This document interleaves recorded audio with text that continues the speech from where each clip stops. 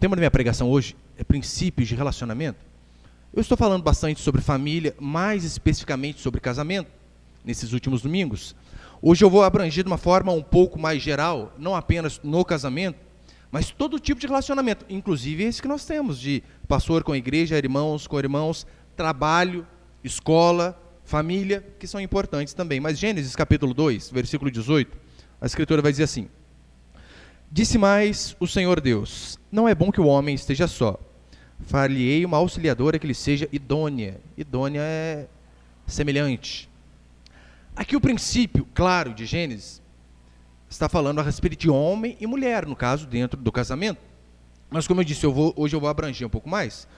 Por que é importante falarmos de princípios de relacionamento? Porque, convenhamos, se relacionar bem com as pessoas é fundamental em qualquer área da vida.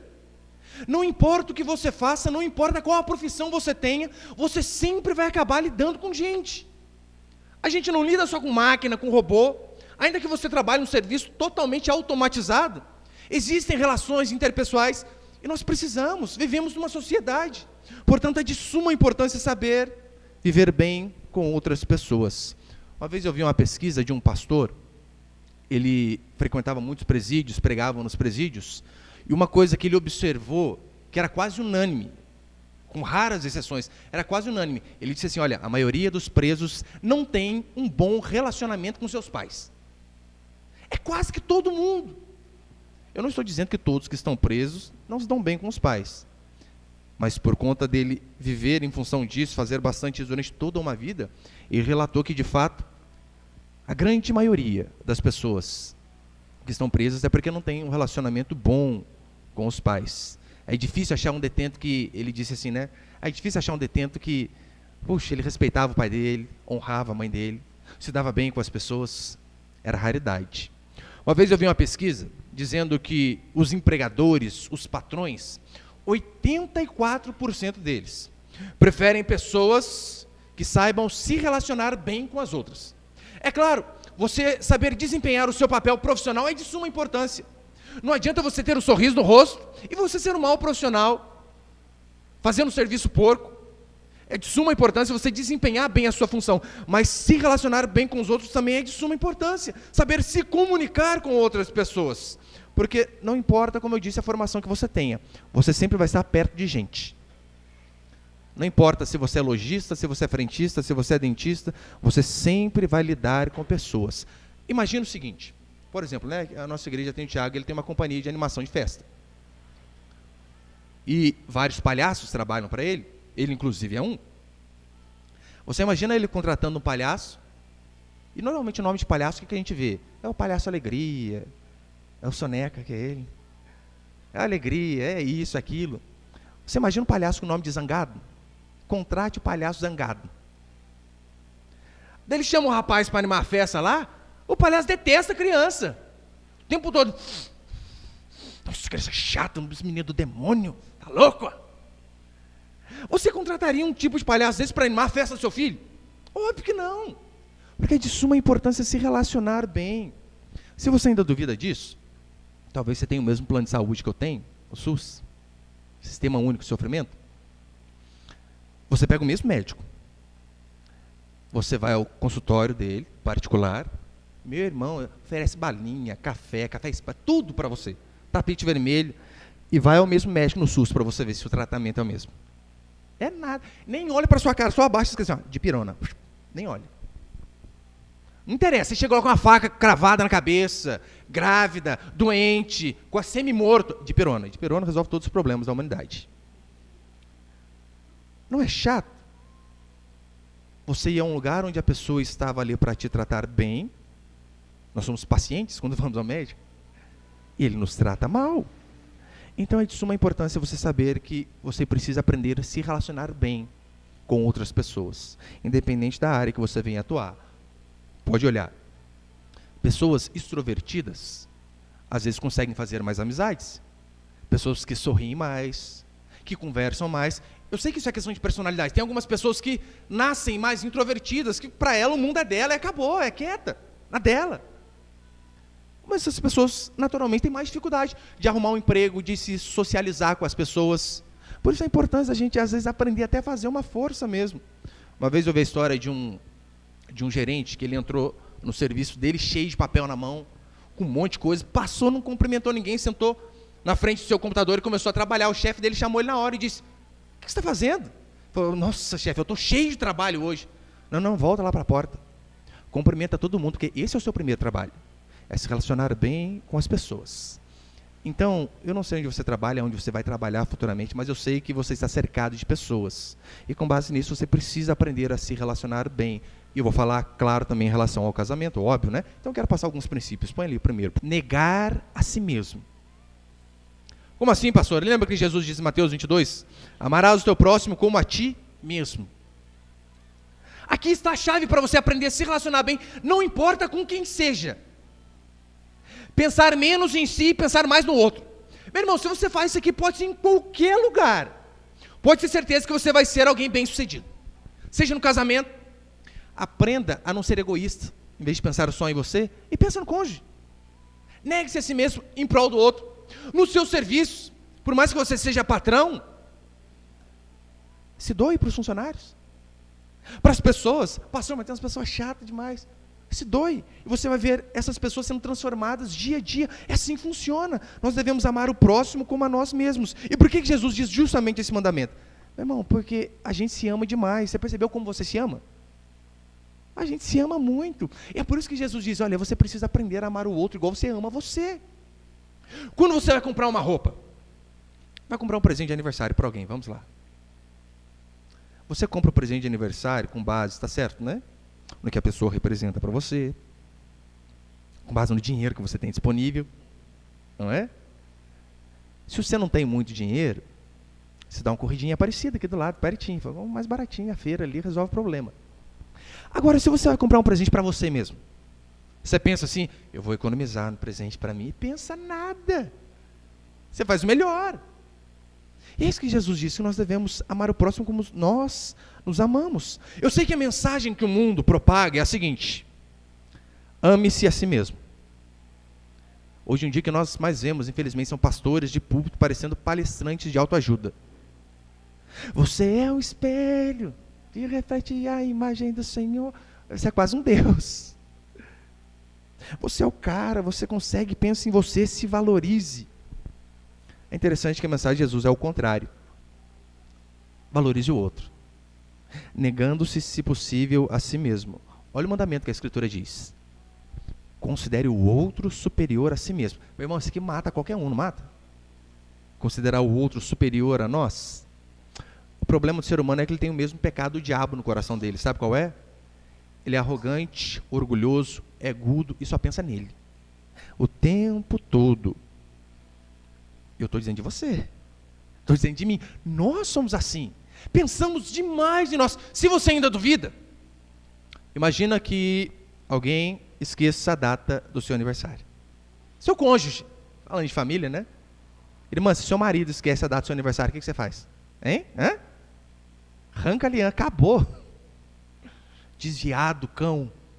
Como que não lembra a data mais importante do mundo? Ou eu aconselho você que é esposa, lembra o marido para ele não esquecer. Põe o celular dele para despertar, dá um jeito. Mas nós somos assim. Se o pastor esquece de te cumprimentar na rua ou não te vê, você quase desvia, não é assim? Pastor, como que pode? Eu passando ali, ele não viu a luz do mundo passando na outra calçada, não me cumprimentou.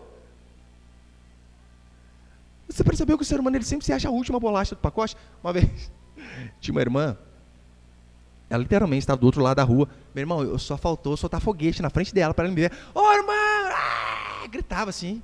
Ela passou reto. Nossa! Será que ela tem vergonha do pastor, aleluia? As pessoas sabem que ela é crente? Depois eu peguei, irmã, você não me viu aquele dia? Eu falei, pastor, é miopia que não enxerga de longe? É estigmatismo. Miopia? É, né? Eu falei, pastor, eu só enxergo a 2 passos de mim. Ah, tem que estar explicado. Mas até o pastor estava triste em casa, angustiado. Falei, como que pode? Os irmãos me conhecem. O ser humano é assim. Terrível. Agora, toda pessoa que é amargurada, pode ter certeza, ela tem um complexo de arrogância, porque ela se acha boa demais. E é inadmissível que as pessoas não reparem em nós. Você chega aqui na igreja, às vezes alguém nos cumprimenta, às vezes você vai até, nossa, fulano tá bravo, não é assim que o ser humano fica? Será que às vezes ele não estava com um monte de coisa na cabeça, cheio de problema, e por conta disso ele não observou você? Ou se não você quiser, né, põe uma luz só sobre sua cabeça, assim, daí quando você, aonde você for, todos vão te ver. Do contrário, as pessoas não nos veem, fazer o quê? E você vai fazer o quê com isso? Vai ficar chateadinho, ficar bravo?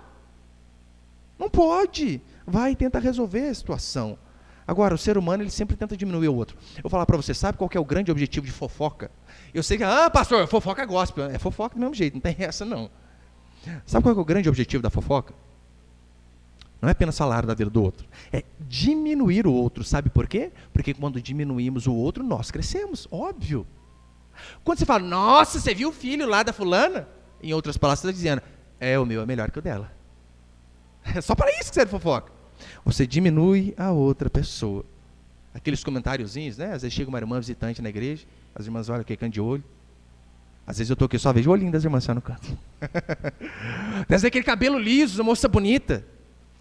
Aí o que adianta? A raiz começando a aparecer já, ó, é progressiva, está vencendo. O meu é enrolado, mas é natural. Sempre com o intuito de diminuir o outro. Isso é terrível. Isso que é fofoca. Hitler matou os judeus porque ele se achava superior a eles. Para você ver como que é sério essa questão de não negar a si mesmo. De se achar superior em relação aos outros. E alguns historiadores dizem também que Hitler, ele era de baixa estatura, ele só contratava motorista menor que ele. Isso que é o senso de superioridade, né? Até no tamanho. Até no tamanho tem que ser alguém menor do que ele. É por isso que o cristianismo é algo maravilhoso. O cristianismo, ele passa pela porta estreita, pelo caminho apertado da humilhação, do arrependimento, de fato de reconhecer que em nós mesmos nós não somos nada. É por isso que a salvação tem que ser algo divino. Tem que ser Deus tocando o coração da pessoa para que ela possa olhar para si e dizer, eu não sou nada, eu não sou digno de nada. Porque se não há humilhação, se não há reconhecimento de pecado, não há salvação. Você consegue ver que a coisa mais importante do cristianismo é você de fato ver que você não consegue ser salvo? Que você não é tão bom quanto você acha que é? Agora, se você apenas dizer, pastor, mas eu creio em Deus. Isso é um passo importante, mas não é tudo. Tiago 2,19 diz assim, crês tu que Deus é um só, fazes bem. Até os demônios creem e tremem diante do Senhor. Dizer que acredita em Deus, até os demônios acreditam. E muitos deles têm até mais fé que muitas pessoas que dizem cristãos. E agora, se humilhar, como diz a Escritura, negar a si mesmo. Lembra 2 Crônicas 7,14? Se o meu povo, começa dizendo, meu povo, não está dizendo se os ímpios não, se o meu povo aqui da igreja, nós. Se o meu povo que se chama pelo meu nome se humilhar, orar, me buscar, se converter dos seus maus caminhos, calma, é povo de Deus, mas tem que se humilhar, tem que buscar, tem que se arrepender dos seus maus caminhos. Depois de tudo isso, a Escritura diz, então eu verei dos céus, perdoarei os seus pecados e sararei a sua terra. Mas você consegue ver que para Deus nos ouvir é necessário humilhação. Da mesma forma, para que eu e você venhamos a ter bons relacionamentos, é necessário negarmos a nós mesmos. Ainda que às vezes nós olhamos para as pessoas e aparentemente nos achamos melhor, e às vezes acontece, óbvio que acontece. Eu falo para você que teve uma vez, eu dou esse exemplo meu, porque é ruim, tá? Os ruins eu conto mesmo. Eu estava na igreja, e o pastor dizendo, olha, você que se arrepende dos seus pecados, você que quer fazer um compromisso com Deus, entregar sua vida para Ele. Meu irmão, eu estava com uma poça d'água, da lágrima, que eu estava derramando. Acho que foi, exagerei, né? Aí estava chorando demais, copiosamente. Sabe quando você, de fato, tem aquele sentimento de Paulo, pior dos pecadores? Como que eu sou mal, como que eu sou pecador? Porque eu comecei a me enxergar. E eu lembro que eu na frente ali, ajoelhado, chorando. Eu dei uma olhadinha para o lado assim, vi o irmão que eu conhecia. Nossa, Senhor, eu sou ruim, mas esse daí consegue ser pior que eu, hein? Eu andava com ele, eu sei. Olha o ser humano, o absurdo que ele chega. Até no momento de quebrantamento, ele consegue ser orgulhoso e arrogante. É por isso, como já disseram no passado, né? Só se começa a viver quando se vive para os outros. Quando você para de pensar em si mesmo. Uma vez, eu acho que foi a Embratel, a Telefônica, eu não lembro, fez uma pesquisa para ver qual era a palavra mais ouvida nas conversas de telefone. Sabe qual era? Eu. Porque assim é o ser humano, ele só pensa nele. E aquele adágio popular é verdadeiro, aquele que enxuga lágrimas alheias não tem tempo para chorar. Se você se preocupa com os outros, pode ter certeza, você vai ter menos tempo de ficar chorando as suas próprias mágoas. Mas segundo, converse em vez de guardar. Eu sei que há uns domingos atrás, quando eu preguei sobre perdão, eu falei basicamente sobre isso, mas é porque é de suma importância para qualquer relacionamento. Conversar em vez de guardar as coisas. Em Mateus 18, Jesus diz assim, olha, se teu irmão pecar contra ti, errar com você, o que você tem que fazer? Sai contando para tu, põe no Facebook, põe no status do WhatsApp, #magoado. É isso? Não é isso que a Escritura diz. Olha o exemplo de Mateus, que Jesus ensina. Se teu irmão pecar contra ti, vai arguí-lo, vai conversar entre ti e ele só. Se te ouvir, ganhaste teu irmão. Isso aqui é válido para qualquer relacionamento. Alguém te chateou? Não fica magoadinho, não. Resolve, conversa. Às vezes é o marido com a esposa. O marido faz uma coisa errada um dia, ou à noite, ou a esposa faz, no outro dia o beijo está lá embaixo, viu? Nem bom dia dá direito. Parece dois estranhos dentro de casa. Não seria melhor se conversasse? Olha, eu fiquei chateado com aquilo que você fez. Nossa, não faz isso mais não. É assim que nós devemos fazer, porque a mágoa, infelizmente, ela é um barril de pólvora ao lado de uma fogueira. A pessoa explode rapidinho. Devemos olhar para aquelas pessoas que erram conosco e conversar com elas. Olha, fulano, fiquei chateado com isso aqui. Não devemos presumir que a pessoa tem que adivinhar que estamos chateados. Porque fala que isso não é terrível um negócio desse. Você vê a pessoa está meio atravessada, aí você fica na sua mente. E será que eu errei, hein? Nossa. Quando é marido e esposa, então?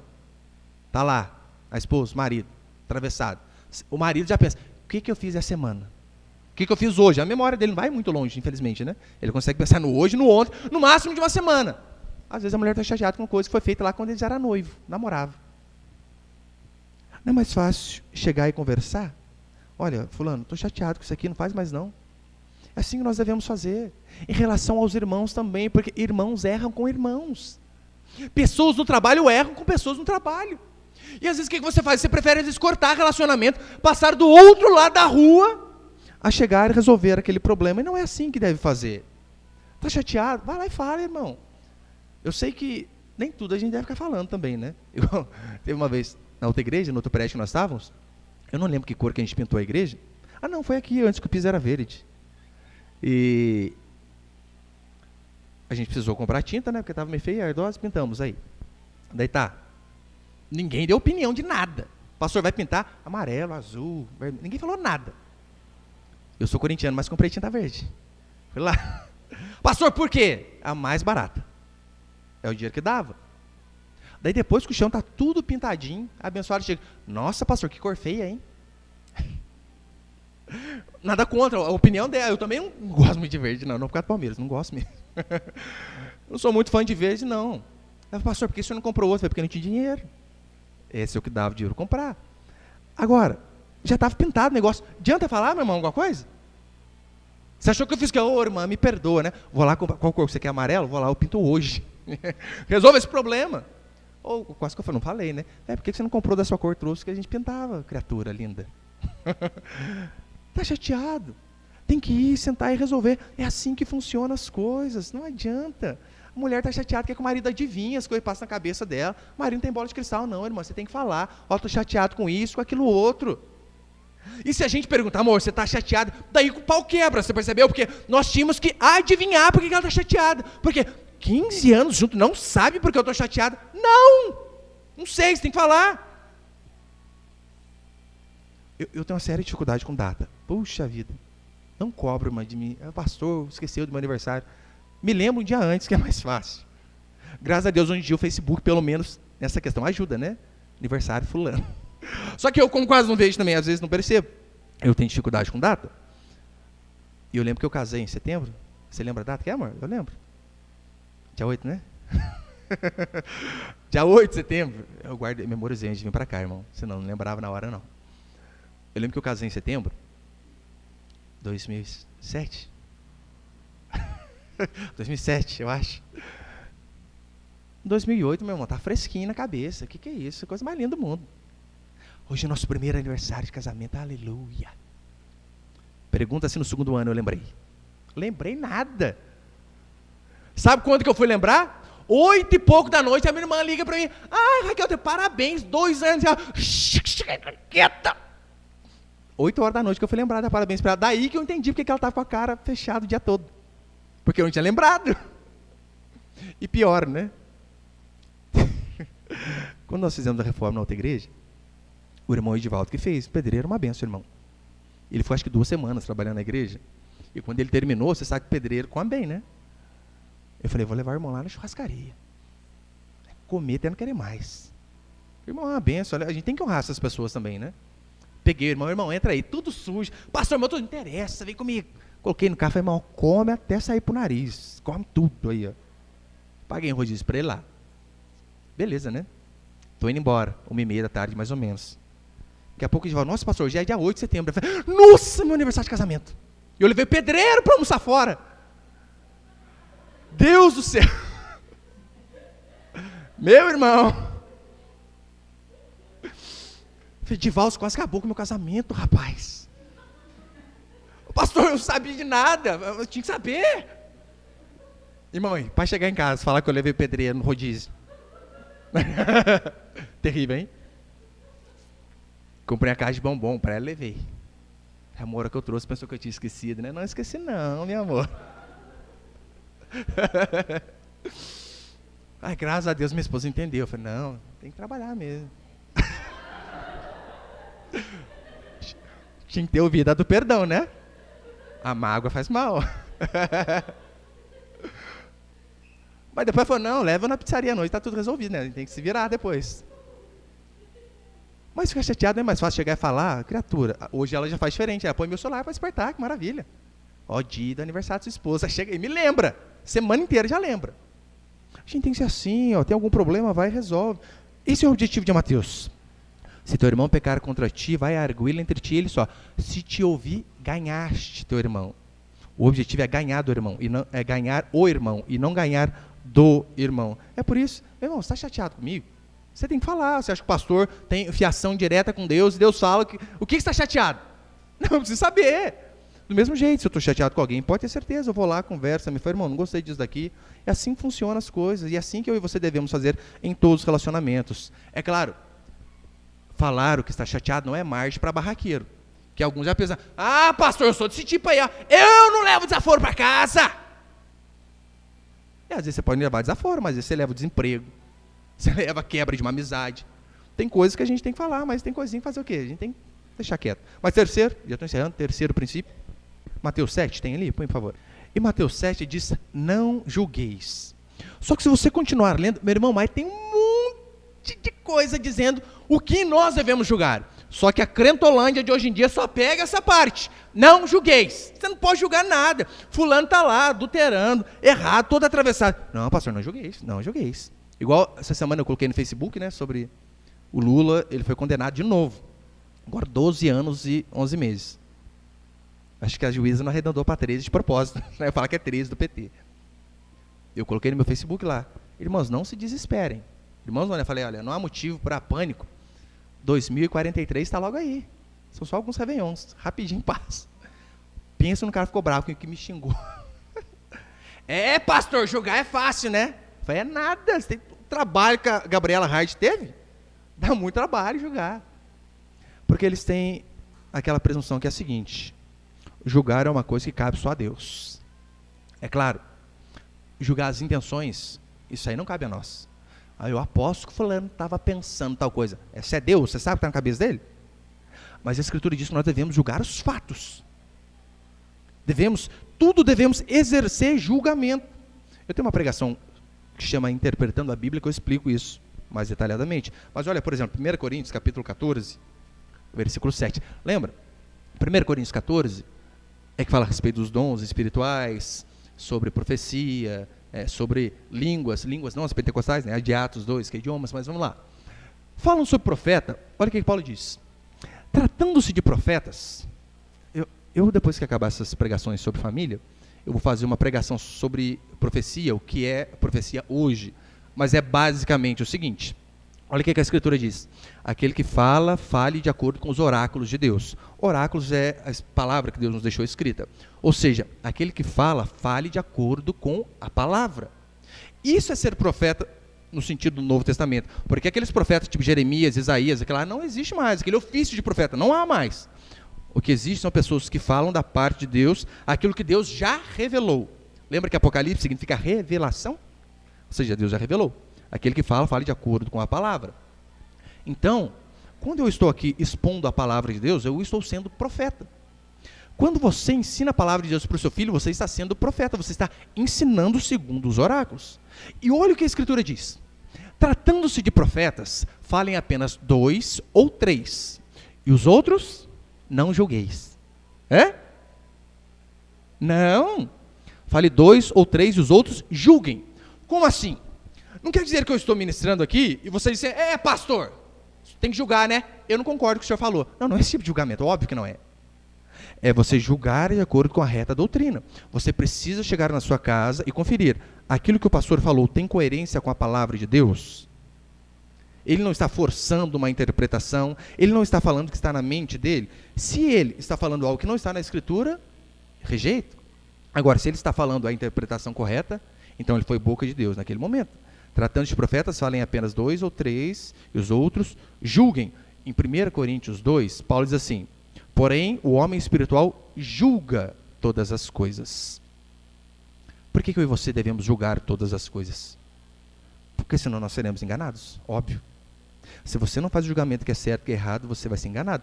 Lembra que Jesus mesmo diz que virão muitos falsos profetas e enganarão a muitos. É por isso que você, por exemplo, você ouve 2 pastores falando a respeito de dízimo. Você precisa, em primeiro lugar, olhar para a Escritura, se a interpretação é correta, se o que ele está falando é bíblico. Mas não só isso.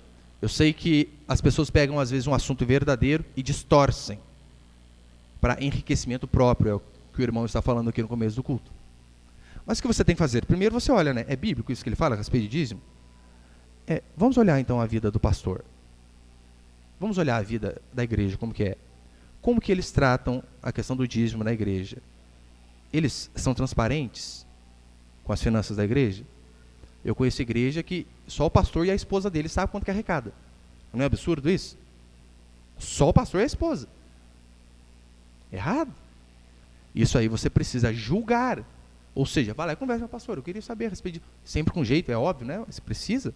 É por isso que na nossa igreja, o tesoureiro manda um relatório, todo mundo vê para não ter problema. Porque a gente acredita que essa é a forma mais correta. Além do mais, analisa lá como que o pastor interpreta a Bíblia. Analisa o caráter dele, a família dele. Você tem que julgar essas coisas antes de congregar em qualquer lugar. Quer saber como que é um pastor? Não olha ele apenas no púlpito pregando, não. Pergunta para a esposa. Como que é o seu marido? Ela vive todo dia com ele. Ela vai saber dar melhores informações. Olha para os filhos dele. Eu sei que às vezes depois de grande, a gente ensina o filho, às vezes toma o caminho errado. Mas vê se quando criança ele fez o que é correto, ensinou o que é correto. Analisa. Analisa se ele é transparente com o dinheiro da igreja. Analisa se esse pastor, para entrar para o ministério, se ele saiu ganhando ou saiu perdendo. Se ele saiu perdendo, pode ter certeza. É um grande indício de que ele possa estar fazendo o que é correto. Paulo, ele elogia os crentes de Bereia da seguinte forma. Olha, os de Bereia são mais nobres do que os de Tessalônica. Por quê? Porque eles ouviam o apóstolo, não era o pastor Rafael, não, ouviam o apóstolo Paulo. E sabe o que eles faziam depois de ouvir a exposição do apóstolo? Eles iam para suas casas, conferiam na Escritura, se de fato as coisas eram como Paulo tinha dito. Paulo não tinha problema nenhum com as pessoas olharem para a Escritura. Paulo, calma aí, isso aqui que você disse, não, onde que está?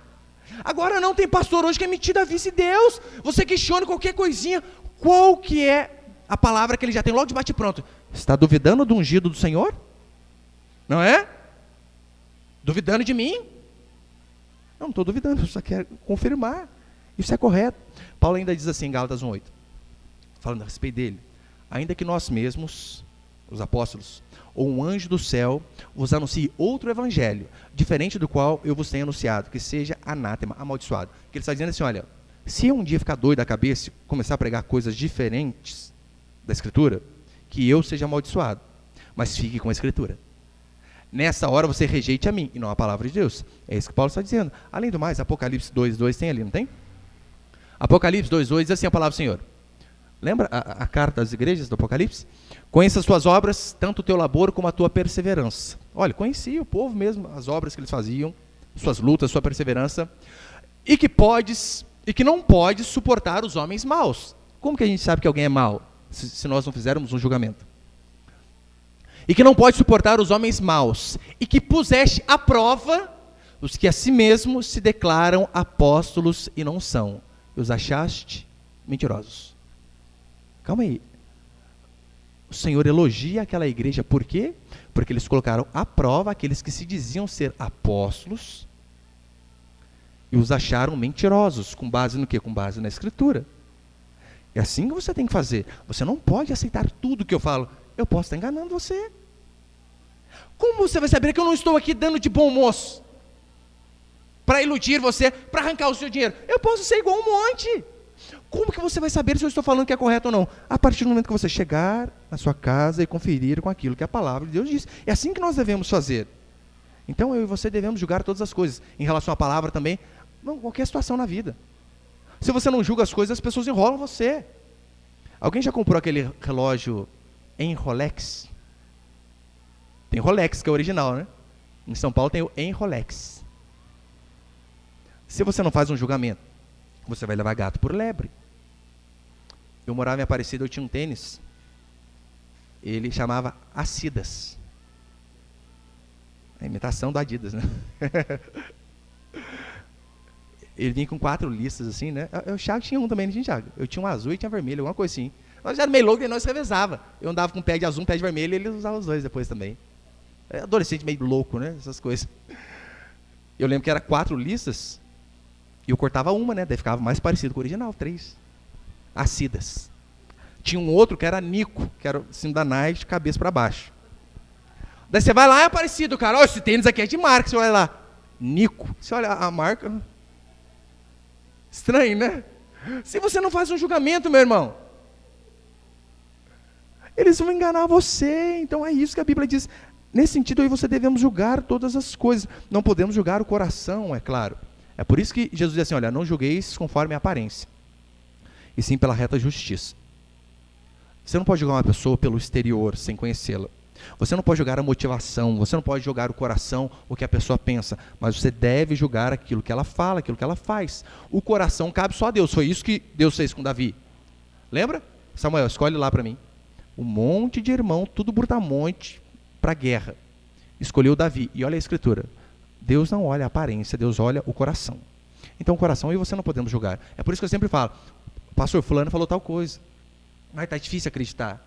Eu falei, não, puxa vida, infelizmente nós temos que ficar com a palavra dele. Não tem como julgar mais do que isso. Se ele estiver mentindo para nós, ele vai se lascar com Deus. Mas nós podemos julgar apenas o exterior. Agora, você percebeu quantas besteiras nós fazemos por julgar aparentemente? Uma vez o irmão estava falando para mim que ele chegou numa loja e a moça com aquela cara atravessada. Nossa, que está com essa cara feia, vou pagar à vista. A moça disse alguma coisa mais ou menos parecida com isso, né? Que, não, meu pai teve um infarto ontem. Nossa. O erro que a gente comete às vezes de julgar pela aparência. Fulano é metido, mas calma, você nem conhece às vezes o problema. Sabedoria é julgar de acordo com os fatos, porque nós não sabemos as motivações. É por isso que você tem que sempre tomar cuidado no julgamento. É por isso que eu falo assim, ó, você vai mandar mensagem para alguém, às vezes a pessoa do outro lado está meio atravessada. O WhatsApp hoje em dia, todo mundo, até índio tem WhatsApp. Mas você percebeu que às vezes a gente interpreta até o tom da mensagem? Tá lá, eu mando assim, a paz, Tiago, você faltou ao culto, está tudo bem? Esse é o sentido que eu mandei. A paz, Tiago, você faltou ao culto, está tudo bem? Preocupado, né? Daí pega um dia que ele está brigado com a esposa dele. Pai, Tiago, faltou ao culto? Hã? Está tudo bem? Aí me medíocre ainda, pastor. Como que pode? Você percebeu que a mesma mensagem pode ser interpretada diferente? É por isso que quando você estiver com dúvida, manda áudio. Com as emoções, até no áudio. Mas não deve, ou se está com alguma dúvida, pergunta, irmão, você mandou isso aqui para mim, né? O que significa isso aqui? Essa cara brava que você mandou aqui. Você está bravo com quem? É comigo? Pergunta, liga. É assim que deve fazer, resolver as coisas. E sempre, na medida do possível, nos esforçarmos para sermos benignos. É assim que deve ser. Porque olha o que diz a Escritura. Para o puro, tudo é puro. Uma vez eu conversava com um rapaz e desconfiado demais da esposa dele. Falei, pastor, não é possível. Estou com muita dor de cabeça ultimamente. Entende, né? Pastor! Eu conversando com ele. Eu falei, por que, irmão? Você está desconfiado dela? Pastor, você tem que ver. Toca o celular, ela corre para pegar o celular. Nossa! Senha no WhatsApp, pastor. Às vezes ela pega o telefone e vai atender fora de casa. Tocou o celular de feliz, aí voou para cima do celular. Nossa, o que aconteceu, hein? Comecei a conversar com ele, eu percebi que ele tinha um caixa 2. Sabe o que é caixa 2, né? Um caso extraconjugal. Eu falei, irmão, é por isso. Você está vendo na sua esposa aquilo que você é. Já ouviu aquela frase, né? O desconfiado não é confiável? Pessoa que desconfia de tudo, opa, fica um pé atrás. Normalmente elas fazem nos outros a imagem daquilo que ela é. É por isso que nós devemos sempre sentar e resolver. E quarto, e último para encerrar, se você, meu irmão, se você é casado, se você tem filho, pais, se você trabalha, se você frequenta a igreja, não interessa onde você estiver. Se você aprender a se colocar no lugar do outro, e não apenas querer que o outro entenda o seu lado, pode ter certeza, os seus relacionamentos, no geral, irão melhorar. É isso que a Escritura diz. Quando Jesus diz assim em Mateus, olha, tudo quereis que vos façam, façais vós por eles. Não é sempre assim? Seu aniversário, meu irmão, como você quer ser tratado? Lá em casa a gente brinca, né? Dia de aniversário de alguém é café da manhã na cama. A gente já tem essa praxe lá em casa. Um dia, meu filho falou, pai, amanhã é dia de café na cama pra mim. Meu mais velho falou, né? Acordei mais cedo, coloquei um pote de café fechado na cama pra ele. Você não especificou o café que você queria na cama, né? Tá aí. Agora, como você queria ser tratado? Por que você não trata as pessoas dessa maneira? Por que você não faz o que você queria que fizesse para você? Você está lá, nossa, atravessado. Você queria que as pessoas te tratassem de que jeito? Tivessem paciência com você? É porque você também não tem paciência com os outros. Agora, percebeu como que nós somos compassivos demais para com a gente? Demais para com a gente. E somos implacáveis para com os outros? É impressionante. A gente, tudo a pessoa tem que nos entender. Ah, eu atrasei. Ah, mas precisa me entender, porque cheio de compromisso, estou com isso, estou aquilo. O outro atraso é responsável. Somos implacáveis com os outros. E compassivos demais conosco. Como funciona? É mais ou menos assim. Imagina, o irmão vai lá e troca de carro. Falei, puxa, meu carro está ficando meio velho, já 2 anos com carro. Meu sonho. Daí o cara está lá, 2 anos, troca de carro. Ele pensa da seguinte maneira, olha, é necessidade, eu preciso trocar de carro, porque vai começar a dar problema, já vou ter que trocar o pneu, começa a fazer uns barulhinhos, é necessidade, tem que trocar de carro. Seu irmão que troca de carro, nossa, que arrogante, que orgulhoso, para que ficar esbanjando? Não é assim? Se nós trocamos, é necessidade, se o outro troca, é vaidade. Se eu demoro para fazer alguma coisa, eu sou perfeccionista, que eu gosto de fazer tudo com calma, perfeitamente. Se o outro demora, o outro é lerdo. Não sabe fazer as coisas direito. Se eu faço alguma coisa para o meu chefe, eu quero cooperar para o bem da empresa. Eu penso no coletivo. Se é o fulano que faz uma coisa para o chefe, ele é o puxa-saco, baba-ovo. Percebeu o julgamento nosso para com o outro? A maioria das vezes é assim.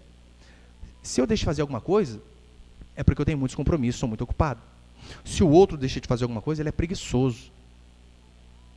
Não presta atenção nas coisas. Exercita, meu irmão, ser mais compassivo com os outros. De que maneira? Se colocando no lugar dele. Foi isso que Jesus ensinou para mim e para você. Foi isso que ele fez. Se colocou na situação de pecador, mesmo não sendo pecador, sentindo a nossa dor, passando o nosso sofrimento. É assim que nós devemos fazer em relação às outras pessoas também. Se colocar no lugar do outro é alternativa. Na verdade, é a única forma de nós exercitarmos, sermos compassivos de fato. Aprendemos a ter mais paciência do que o outro. O dia, minha irmã, que seu marido chegar do serviço cansado, sentar na frente lá da TV, pegar o controle, ele não assiste nada, você percebeu, né? De 30 em 30 segundos muda o canal. Se tem Sky ainda, meu irmão, ele não assiste nada mesmo. Pra que 400? Quem que assiste 400 canais, meu Deus? Ninguém. E às vezes fica lá, né? E você fica bravo porque não assiste nada, e só muda. Deixa o homem, criatura. Às vezes teve um dia estressado, um dia lá complicado no serviço, ou às vezes o homem também não consegue entender a mulher, às vezes a mulher não trabalha fora, mas trabalha em casa, tem 3 crianças, não estou falando de mim não, tá? Tem 2 então, para não pensar que é de mim. Essa é a pessoa que eu tô falando da minha esposa, né? Às vezes a mulher adulta, cuida de criança pra você ver. O negócio é church, cara, é heavy metal. E a mulher fica o dia inteiro com as crianças, o dia inteiro fazendo as coisas da casa, e limpa, a casa suja, um monte de coisa. Daí o marido chega à noite, que dá uma namorada lá, né? E a mulher tá cansada. Ele fica louco da vida. Falei, como que pode? Eu aqui, você querer dormir? Você está cansado, meu Deus. Custa pensar no lado da esposa também? É assim que funciona. Normalmente, nós damos aquilo que nós temos para as pessoas. É por isso que eu e você temos que ser nobre. Para encerrar, a ilustração de Jesus dá essa, né? Se alguém te dá um tapa na face direita, você vira à esquerda. Ali não é no sentido literal. Mas no sentido, se alguém te trata mal, não retribua com o mal. Retribua com o bem. Porque retribuir o mal com o mal, é coisa de ímpio. Vingança, é terrível, não faça isso. Devemos retribuir o mal com o bem. Quando caiu o muro de Berlim, na Alemanha, a Alemanha ocidental era a Alemanha socialista, e alguns historiadores dizem que o que a Alemanha socialista fazia? A oriental, ela jogava lixo para o lado da Alemanha capitalista. Lixo. Sabe o que a Alemanha capitalista fazia? Jogava alimento para o lado de cá. Um muro, pessoas jogando aquilo que elas têm de melhor. É assim que funciona. Nós damos para as pessoas aquilo que nós temos. Se você tem mágoa, você dá mágoa. Agora, se você tem amor e compaixão, é assim que você tem que fazer. Para encerrar, uma vez eu ouvi um pastor dizendo que, ele dando testemunho, na verdade foi um testemunho, né? O perigo da gente fazer julgamento errado. Ele disse que ele foi com os irmãos à casa dele, né? Passou com os irmãos, entrou com os irmãos sentaram na sala, e a esposa dele estava na cozinha. E ele resolveu algumas coisas lá e tal. E nisso que ele saiu, acho que foi ao banheiro, alguma coisa, a esposa veio e cumprimentou os irmãos. Oi, irmãos, a paz, tudo bem? Vocês querem uma água, querem alguma coisa? Eles falaram, não, irmã, tranquilo. E ela voltou para os seus afazeres. O pastor voltou, esse pastor não sou eu não, tá? Você ouviu contando mesmo. O pastor voltou e viu que a esposa dele continuava na cozinha. Ah, já chamou ela na frente dos irmãos. Você não viu os irmãos aqui na sala? Custava parar um pouquinho os afazeres para vir aqui, pelo menos dar paz para os irmãos, oferecer uma água. E a irmã engoliu seco o negócio. Os irmãos também não falaram nada. E a esposa assim, amor, me perdoa. Perdoa. Voltou. E nisso ele pegou os irmãos e foi levar para a casa deles de carro. Daí no meio do caminho os irmãos ali não aguentaram e falaram, pastor, a gente vai falar uma coisa para o senhor. Puxa, a gente ficou tão chateado que aconteceu lá na sua casa lá, porque a hora que o senhor foi ao banheiro, a sua esposa veio e nos cumprimentou. Sua esposa nos ofereceu água, nos tratou super bem. Imagina a cara do homem, como que não ficou? Deus do céu.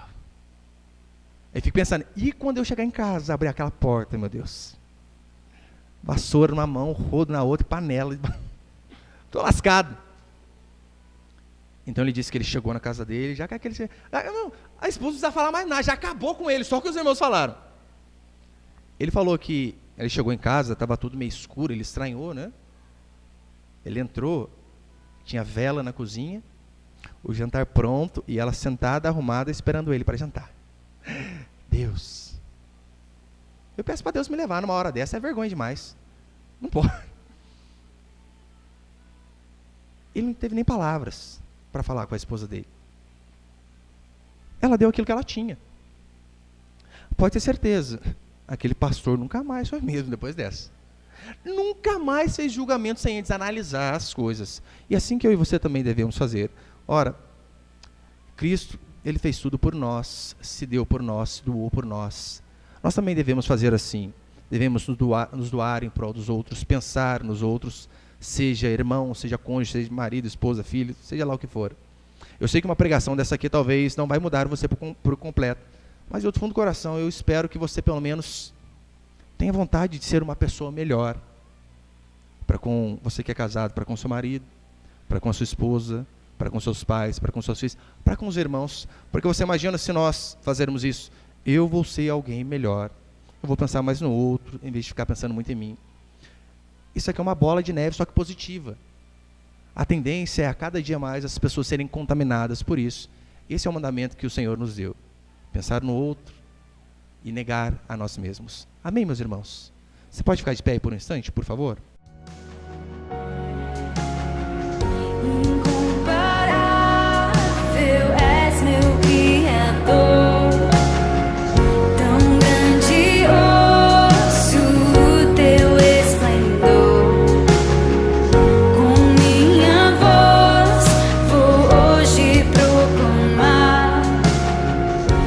mostrar.